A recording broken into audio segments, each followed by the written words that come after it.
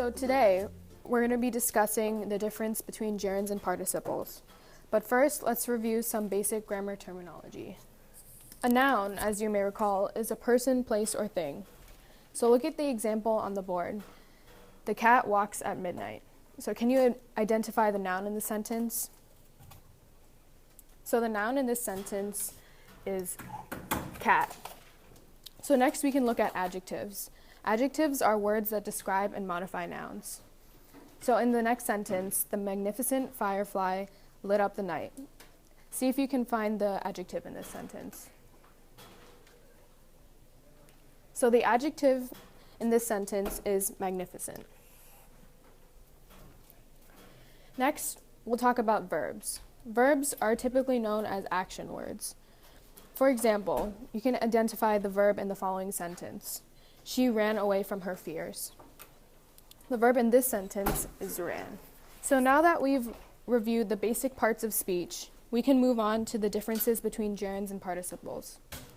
So a gerund is defined as a verb that functions as a noun, characteristically ending in ing.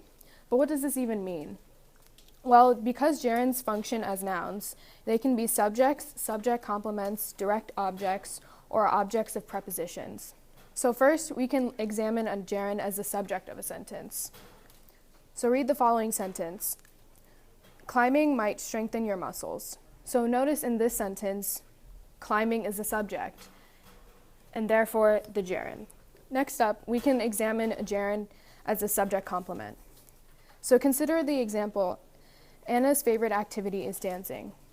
Here, dancing is the gerund, and thus the subject complement of the verb is. Next, we can try looking at a gerund acting as a direct object. So in the following sentence, they do not like my singing. Here, singing is the gerund acting as the direct object. And lastly, we'll look at a gerund as an object of preposition. So in the example, he was awarded a medal for wrestling. In this sentence, wrestling is the gerund acting as an object of preposition. So congratulations, you now know the ins and outs of gerunds, but now we can review participles, more specifically, present participles. Be careful, as they are commonly confused with gerunds. So a participle is defined as a verbal used as an adjective. Thus, they modify nouns or pronouns. Present participles typically end in ing, while past participles have several different endings, including ed, en, or t, in words like questioned, fallen, and dealt. So let's look at a participle in action. So look at the example. The crying toddler threw her toys across the room. The participle in this case is crying, describing the toddler. So here are some more examples. See if you can identify the participles. So in the first sentence, the falling tree made a huge sound. The participle is falling, describing the tree. In the next sentence, the shattered pair of glasses was useless to Martha. The participle in this sentence is shattered, describing the pair of glasses. The third sentence, in no time, the window was broken. The participle here is broken. Next, we have the beaten eggs were destined for the pan.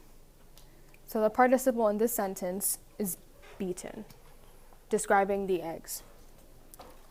Lastly, the fifth sentence, laughing, she hugged her mother-in-law. The participle in this example is laughing. So I hope you can see the difference between participles and gerunds and the basics of regular grammar terms. So don't forget to like and subscribe.